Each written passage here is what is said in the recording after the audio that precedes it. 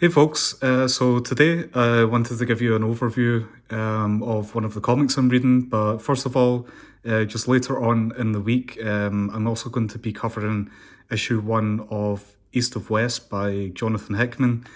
We've got Paper Girls issue 1 coming up by Brian K. Vaughan. I believe this is actually being made into an Amazon series, which will be exciting to watch. I've actually finished reading Paper Girls 1 and completely loved it, so definitely tune in a few days to hear my thoughts on that. But the whole point of today's episode is basically to talk about Home. So Home is by Julio Anta and artwork by ANNA WIESZCZYK. I think that's how you pronounce it. So I first come across this particular issue on Reddit. So the artist kind of had posted that he had recently published this and it looked really, really interesting. So wanted to check that out.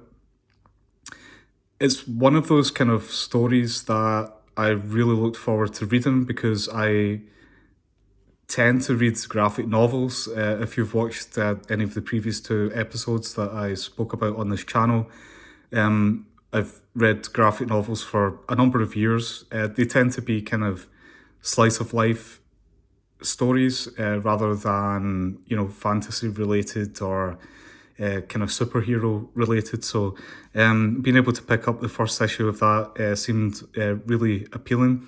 For example, these are some of the first graphic novels I ever read. So we've got Persepolis, books like Guy Delisle's Jerusalem, which is really fantastic, and The Best We Can Do, which I believe won quite a few awards when it first came out. Maybe it's 2 or 3 years old, I can't remember, but the artwork on this particular graphic novel is just really incredible, and the storyline is absolutely fantastic. So the reason I'm telling you that these are the kind of graphic novels that I'm used to reading is because Home, which we're just about to look at, is a story which is kind of in the same realm as the books I've just spoken about. So it's very political and really close to home, I guess. And I was really captured by the artwork on this particular issue. It looks really, really nice. It's basically kind of showing a mother and son basically trying to kind of navigate their way from their home and over the Mexican-American border to seek asylum. So I'll give you like a very quick overview of the actual story itself. Not too much happens in the story in the sense that it's really quite straightforward as far as I'm concerned. We kind of like open up in the kind of first scenes. Basically, this mother and her child, her son, is leaving Guatemala City, and they begin their journey through Mexico to the border. And we can see, they're going through a very difficult time, and the boy is tired. He's kind of like complaining a lot on the way. I kind of feel that the comic actually opens with pretty nice artwork that I really enjoyed. However, when they do get to the kind of border control, the American border, things change pretty rapidly. And this particular issue is really difficult to review, actually, because it's so political. I would say that there's not really much nuance in the way it's written. It's very, very direct and is very clear on, the writer is very clear on, what they think about the situation at the border. We can see here, I don't know if you can see that. This is where the mother and son are kind of at border control in an office, and you can see that Donald Trump's images on the back wall, and the guy who is meant to be processing their application is well, a really horrible guy, I guess. And he's really talking down to everyone, even his colleagues. So the kind of story basically most of it takes place in what you will have seen on TV in the border crisis in the States, where you kind of like see these cages where people who are seeking asylum basically need to stay. Their children and parents are getting split up in these cages, and it's causing a lot of distress. The storyline essentially in this particular issue is really just that. It's about the journey to the border and then what's actually happening within the border. I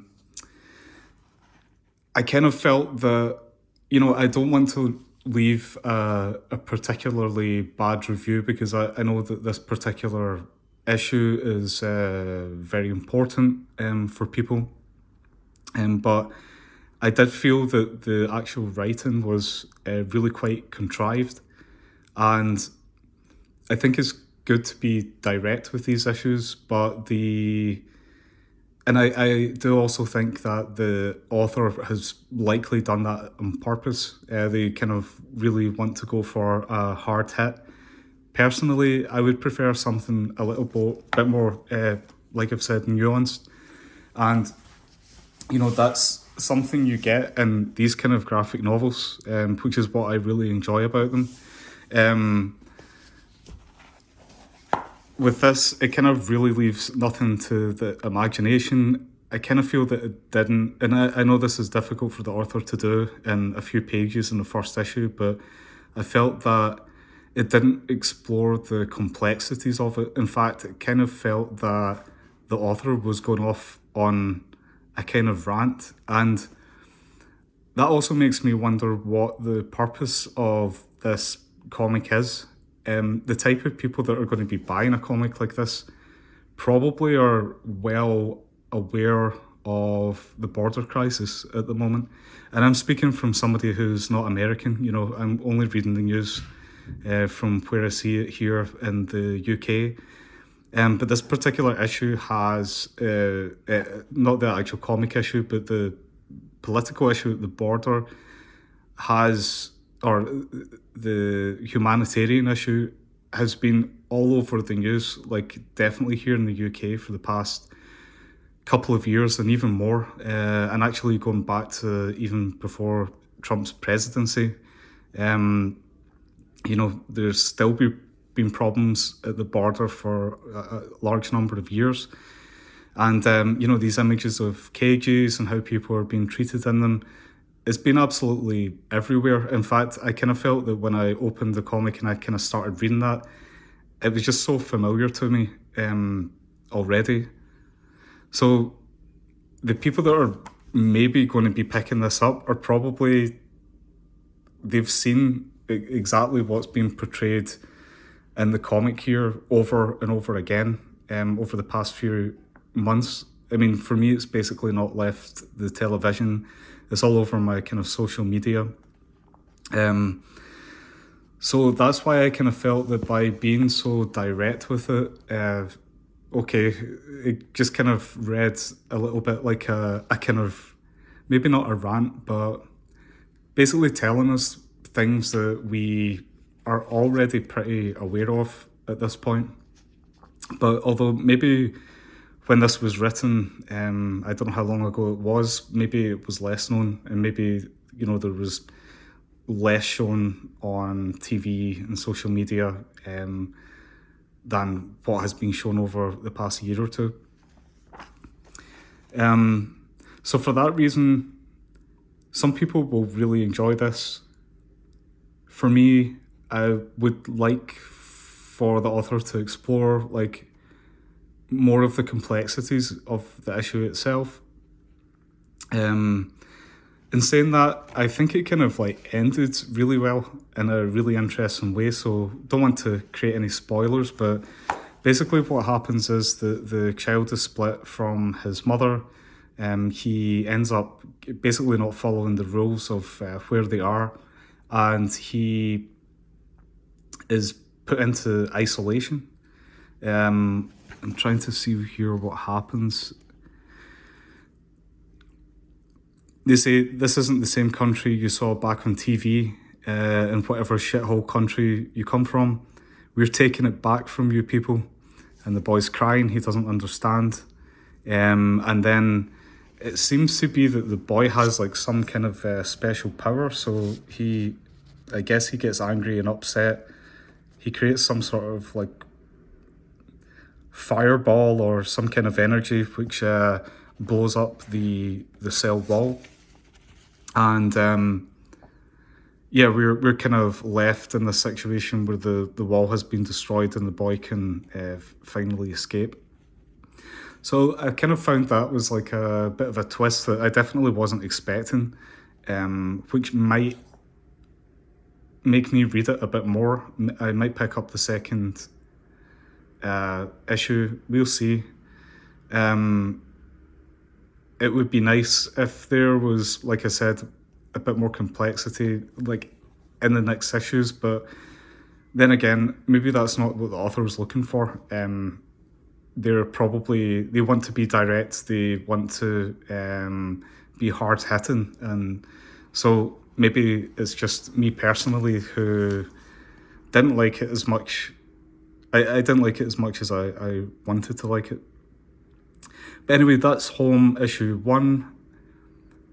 Definitely worth a read, especially if you're living in the States actually and you've kind of been following the story at the border and are interested in what's happening here, and maybe you want to see a kind of story or comic which actually reflects that.